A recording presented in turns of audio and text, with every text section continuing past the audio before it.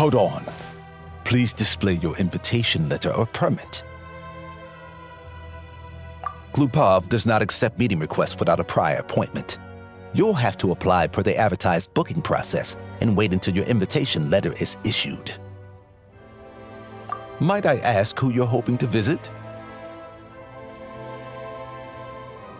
Another one who thinks the rules don't apply to them. I don't understand why people think they can just talk their way in here. You don't just show up and land a meeting with the Harbinger. But I have to go through the motions for protocol's sake. Honestly, it's such a waste of time asking when I already know what the answer's gonna be. Wait a moment. I'll pass on your message. If Child is unavailable, you'll have to go through the proper procedure.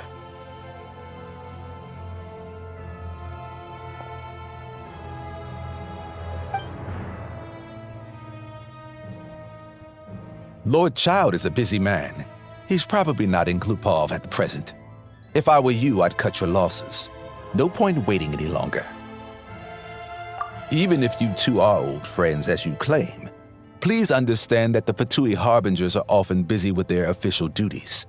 They tend not to stay in Glupov for extended periods. Next time, stick to the rules. You'll make life easier for both of us, Greetings, Lady Marionette. I'll take care of our guest here. It's her first time in Snezhnaya, so it's no surprise that she doesn't know the rules yet. I trust no choice words have been exchanged. No misunderstandings I should be aware of. No, Lady Marionette. No incidents to report. Whew, that was a close call. Good thing I played it cool. Is that right? Good to know. Wait, where's Paimon? Under the weather? That's hard to imagine. She's always buzzing with energy. I take it she's still adapting to the climate. Happens to a lot of people. It's even colder here than in Nodcry. Has she seen a doctor? I can get you one if you need. All right then. Well, let me know if you run into any other problems. Why else? I was just about to sit down for some much-needed tea time when I heard that an old friend of Tartaglia's had shown up outside. No appointment, nothing. And, as obnoxious as it may be to show up uninvited at Glupov, I couldn't help but take pity on the poor soul who was waiting outside in vain. So I had no choice but to abandon my freshly brewed piping hot tea and come to see this mystery guest for myself. Well, I felt our time working together in Nodcry warranted some courtesy. I couldn't exactly let you freeze to death out here in the wind. Unfortunately, I can't invite you inside either. The rules of Glupov wouldn't allow it, and as a Harbinger, I have to lead by example. On the plus side, Snezhnograd actually has some class, unlike Nasha Town. Torchlight Books has a very nice selection of teas and cakes, so we can catch up there. Your treat, of course. Because I already wasted one perfectly good cup of tea today. That's why. I've ordered for the both of us. No objections, I assume. I'm sure you trust my taste. Okay, let's get down to business. I'm guessing you don't actually have any urgent business with Tartaglia per se. You just want information, right? Wanna take a guess?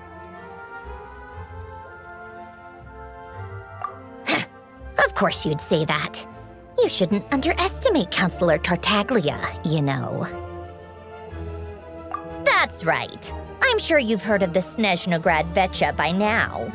Well, he's busy preparing some paperwork for their next meeting. They'll be discussing yet another extension to Project Stuzha.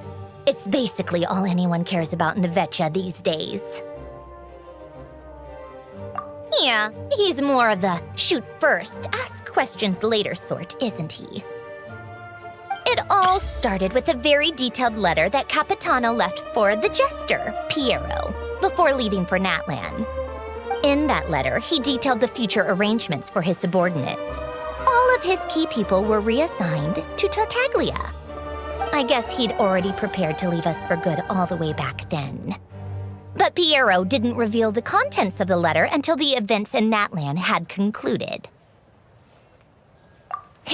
That was his reaction, too. Why me? With a bewildered look on his face. He'd always assumed Capitano looked down on him. He was a man who kept his thoughts to himself and barely spoke to him the whole time they'd known each other. But he occasionally brought Tartaglia along to my tea parties back in the day. So to the rest of us, it was clear that Capitano had quite a lot of respect for his young comrade. By the rest of us, I mean my tea party regulars. Arlecchino, Rosaline, and... actually, not Columbina. She was probably oblivious to it. Anyway, then the Liues situation happened. Normally, it took a lot to get under Capitano's skin, but that time he was furious. It's not really my place to talk about it, though. You can ask Tartaglia about it sometime. Basically, Tartaglia probably had the wrong idea about Capitano all along, right up until Piero revealed the letter he'd left behind. Capitano believed that despite Tartaglia's immaturity, he showed great potential. Plus, he possessed a kind of purity rarely seen among members of the Fatui. Yeah, it's one of the few things that I'd agree those two have in common. But there's one other reason why Capitano chose Tartaglia to assume command of his troops. He knew that after he was gone, several of the others would swoop in on his army like vultures. With the ones who stood to benefit the most being the rooster Pulcinella and Regrator Pantalone. Once they divided Capitano's troops between them, they'd be more powerful than ever. No one would be able to stop them. So, you can see why Capitano chose to hand that letter to Piero, right? Exactly. Piero also needed to back a harbinger as soon as possible. And all things considered, Tartaglia was the best choice. Even though Tartaglia has had the support of Northland Bank for a long time, he and Pantalone are ultimately not cut from the same cloth. I'd say Capitano made a good judgment call. Anyone else caught in this situation would probably feel like they'd been hung out to dry. His best course of action will be to distance himself from any shady business, while still maintaining friendly relations with Pantalone, but seeking Pulcinella's support at the same time. What's the point in having a tea party if you don't spill a little tea? Besides, none of this is confidential anyway. Ask any journalist out there. They'll give you all the lurid details. You'll see it firsthand if you ever sit in on a session of the Snezhnograd Vecha. All the factional strife, whether open or unspoken, it plays out for all to see in that one little room. Having a voice in the Vecha is the only way to steer policies in your favor. So, every person in that room represents a particular interest group. Pantalone, for instance, represents the financial sector, and Tartaglia represents the Fatui soldiers. Personally, I have no interest in political jousting, but since I have a number of engineers and researchers under my command, I have to make their voices heard. Then there's Pulcinella, the linchpin of the Vecha. He represents politics itself.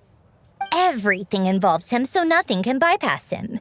Any issue that comes up, he knows how to mediate. That's what the Tsaritsa values most about him.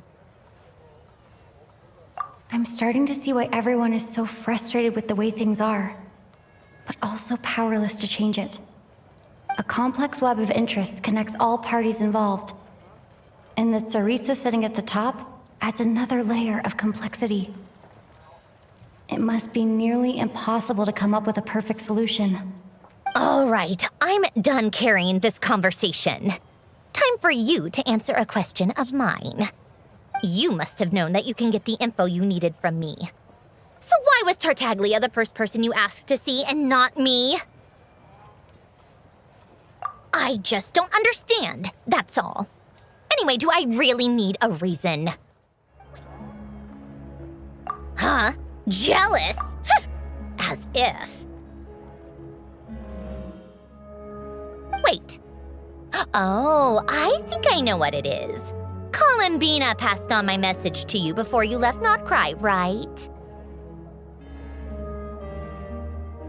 I only meant you should be mindful of which side you're on. Is that actually why you didn't ask for me? Because you took that to heart? Fair enough. It's not your fault. I blame all these politicians I've been hanging around with lately.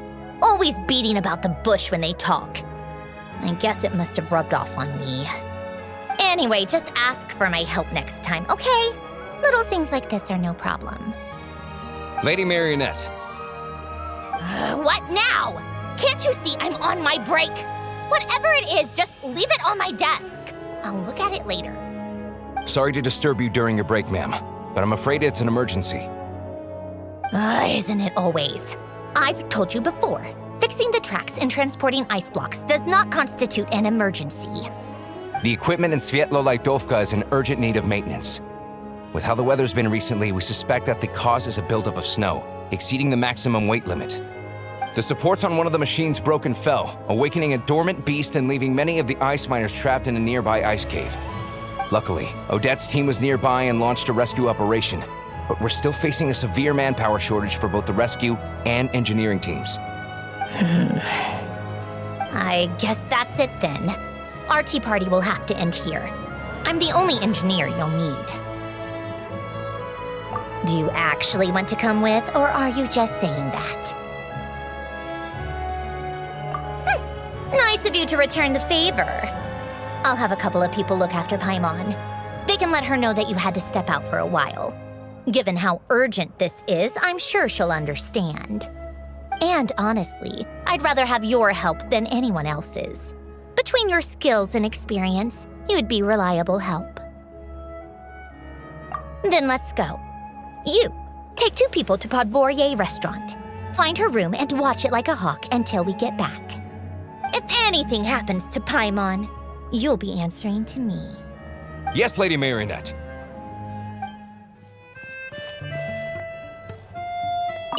Don't worry, we'll be keeping a close watch.